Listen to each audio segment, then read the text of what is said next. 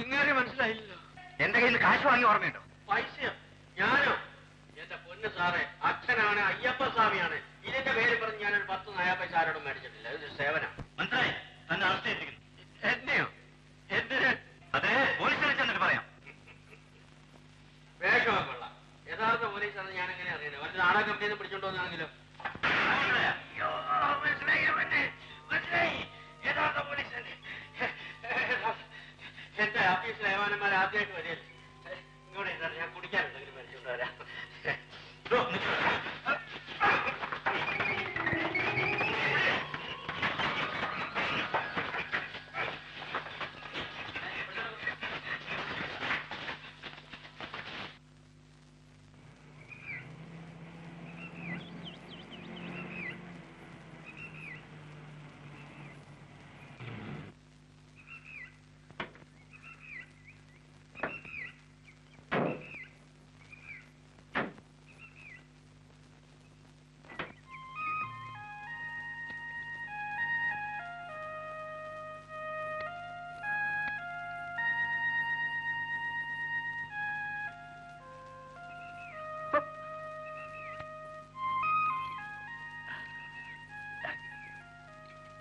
കയറോളെ.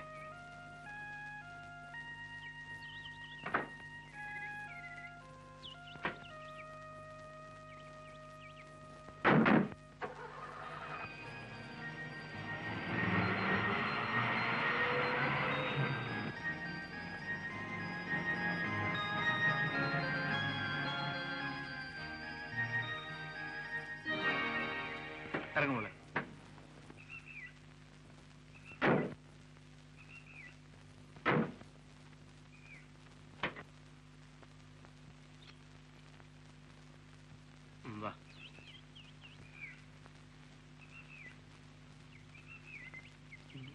ഇവിടെ ആരും ഇല്ലേ?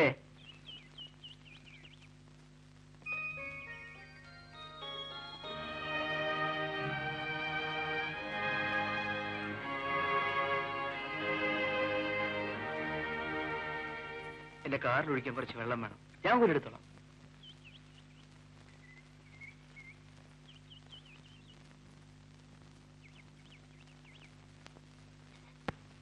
അയ്യോ മോളെ, വേണ്ട, വീഴും. ഞാൻ പോരുത്തരാം.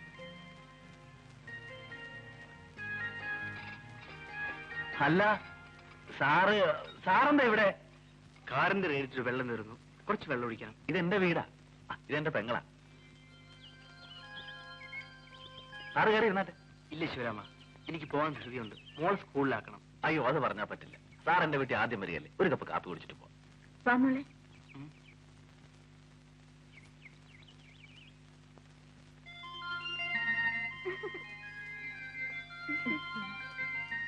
ബിന്ദുമോൾ എത്രയല്ല പഠിക്കുന്നേ? First standard. മോളുടെ അമ്മയുടെ പേരെന്താ? എനിക്ക് അമ്മയില്ല, എന്റെ അമ്മ മരിച്ചുപോയി.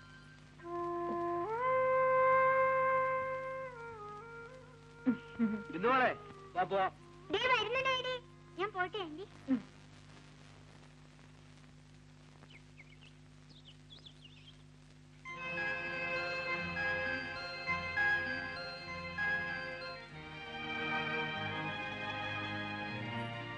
മോളെടുത്തോ.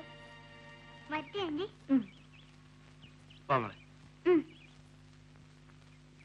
വട്ടെ ശിവരാമ. വണ്ടിയുടെ കുഴപ്പമൊക്കെ തീർന്നോ സാറേ? ഒത്തിരി ദൂരം പോകണ്ടതല്ലേ? തീർന്നു. എന്ന് ഞാൻ വരട്ടെ.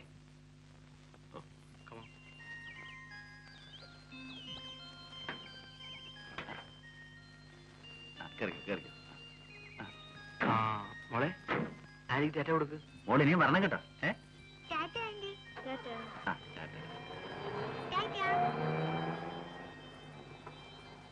നല്ല മനുഷ്യനാ, പണക്കാരനാണെന്ന ഭാവമേ ഇല്ല. പാവം, ആ കുഞ്ഞിന്റെ അമ്മ മരിച്ചുപോയി.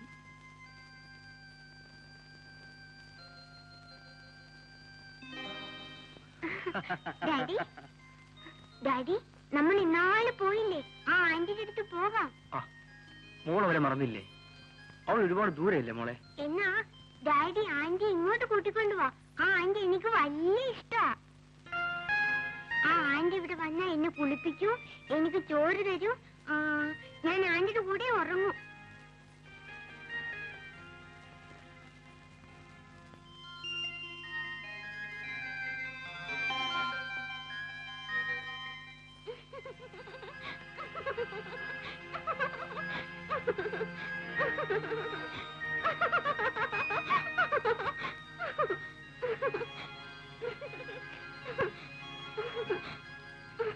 മോളെ മോളെ മോളെ ഡാഡി ഡാഡി ആന്റി ഇവിടെ ആന്റി. ആന്റിയോ? ആ ആന്റി ഇവിടെ വന്ന് എന്നെ എടുത്ത് ഉമ്മ വെച്ചു. മോള് സ്വപ്നം കണ്ടതാണ്. കിടന്നുറങ്ങിക്കോളൂ.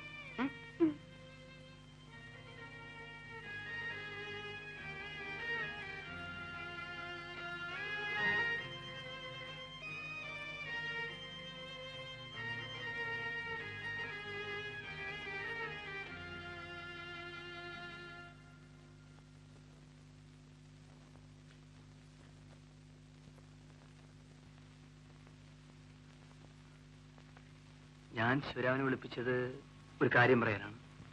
എന്താണ് സാർ?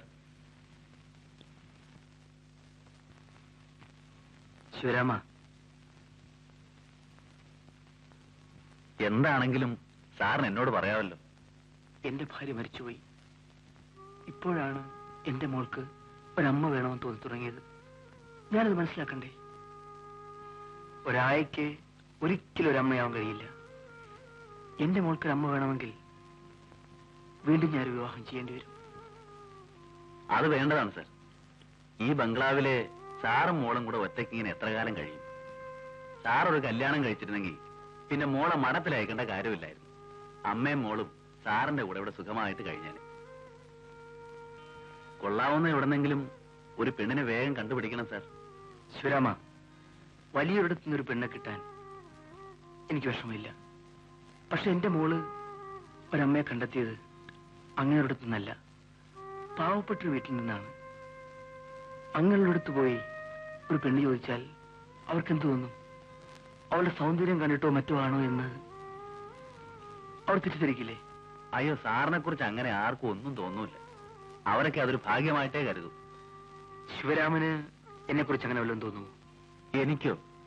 ഞാൻ എപ്പോഴും സാറിനെ കുറിച്ച് നല്ലതേ ചിന്തിക്കൂ. എങ്കിൽ എന്റെ മോളുടെ അമ്മയായി എന്റെ കൈയും പിടിച്ച് ഈ വീട്ടിലേക്ക് കയറി വരേണ്ടത് ശിവരാമന്റെ പെങ്ങളാണ്.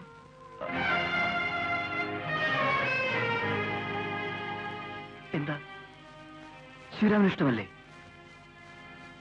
സാവിത്രിയെ എനിക്ക് വിവാഹം കഴിച്ചെന്നൂടെ? എനിക്കൊന്ന് ആലോചിക്കണം സാർ. മതി. ആലോചിച്ച് പൂർണ്ണ സമ്മതമുണ്ടെങ്കിൽ മാത്രം ശിവരാമൻ സമ്മതിച്ചാൽ മതി.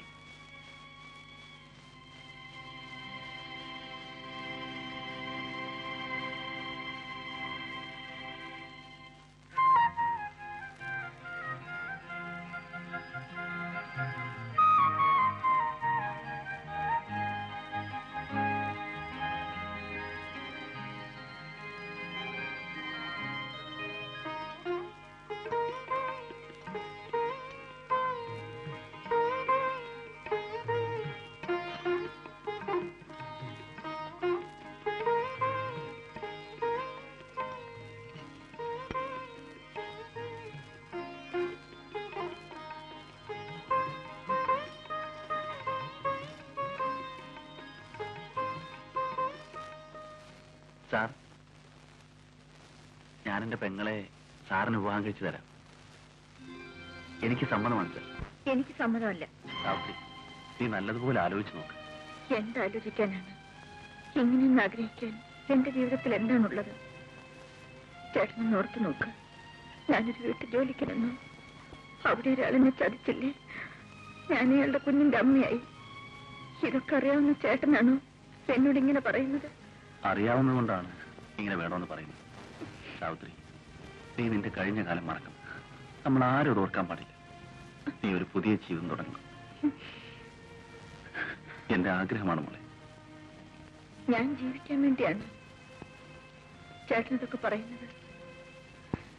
അല്ല, കല്യാണം കഴിഞ്ഞതിന് ശേഷം ഞാൻ ആരാണെന്ന് അയാൾ മനസ്സിലാക്കിയാൽ എന്തായിരിക്കും എന്റെ ജീവിതം?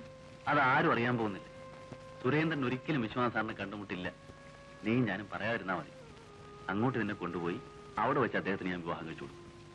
അവിടെ നമ്മളെ ആരും അറിയില്ല. നീ പറയുന്ന ഒന്ന് മനസ്സിലാക്കുക. ഇല്ല ചേട്ടാ, അയാളെ കണ്ടിട്ട് ഒരു നല്ല മനുഷ്യനാണെന്ന് തോന്നുന്നു. ഇത്രയും വലിയ ഒരു വഞ്ചന ചെയ്തിട്ട് അയാളുടെ ഭാര്യയായി അയാളുടെ കൂടെ ജീവിക്കാൻ എനിക്ക് കഴിയില്ല. കഴിയണം. നിനക്കൊരു ജീവിതമാണ് ഞാൻ ആഗ്രഹിക്കുന്നത്. നിന്നെപ്പോലെ തെറ്റുപറ്റി എത്രയോ സ്ത്രീകൾ അതെല്ലാം മറന്ന് സുഖമായി ജീവിക്കുന്നു. തെറ്റുകളെ ഓർത്ത് മരിക്കുന്നതിനേക്കാൾ നല്ലത് അതെല്ലാം മറന്ന് ജീവിക്കുന്നതാണ്. വേണ്ട ചേട്ടാ, വേണ്ട. ചേട്ടൻ എന്ത് പറഞ്ഞാലും ശരി, എനിക്കിങ്ങനെ ഒരു ജീവിതം വേണ്ട. സാവിത്രി, നിന്റെ നന്മയ്ക്ക് വേണ്ടിയാണ് ഞാനിതെല്ലാം പറയുന്നത്. എന്തൊക്കെയായാലും എവിടെയെങ്കിലും നീ സുഖമായിട്ട് ജീവിച്ചാൽ മതി. അത് മാത്രമാണ് എന്റെ ആഗ്രഹം. ഇപ്പൊ നീ എന്ത് പറയുന്നു? ഇല്ല ചേട്ടാ, ഇല്ല, എനിക്കത് കഴിയില്ല. തോണി ഓ, നിനക്ക് തോന്നിയ പോലെ ജീവിച്ചോ. ഞാൻ എവിടെയെങ്കിലും പോവാം. നിനക്കിങ്ങനെ ഒറ്റയ്ക്ക് ജീവിച്ചാൽ മതിയല്ലോ. പിന്നെ ഞാനെന്തിനാ? ഒരു നല്ല സ്ഥലത്ത് ഒരു നല്ല ആലോചന വന്നപ്പോ നിനക്കത് വയ്യ, നിനക്കത് വേണ്ട. എടീ, ഇത്രയും കാലം ഞാൻ നിനക്ക് വേണ്ടിയാ ജീവിച്ചു, അറിയാവോ? നീ ഇതിന് സമ്മതിച്ചില്ലെങ്കിൽ പിന്നെ പിന്നെ ഞാനില്ല. ഓടി ഓ, നിനക്ക് തോന്നിയ പോലെ ജീവിച്ചു ഓ. ചേട്ടാ, ഞാൻ കാരണം ചേട്ടൻ വിഷമിക്കരുത്, വേദനിക്കരുത്. ചേട്ടന്റെ സുഖത്തിനും സന്തോഷത്തിനും വേണ്ടി എന്നെ കുറിച്ച് എന്ത് തീരുമാനം വേണമെങ്കിലും ചേട്ടൻ എടുക്കണം. ഞാനിതനുസരിക്കും.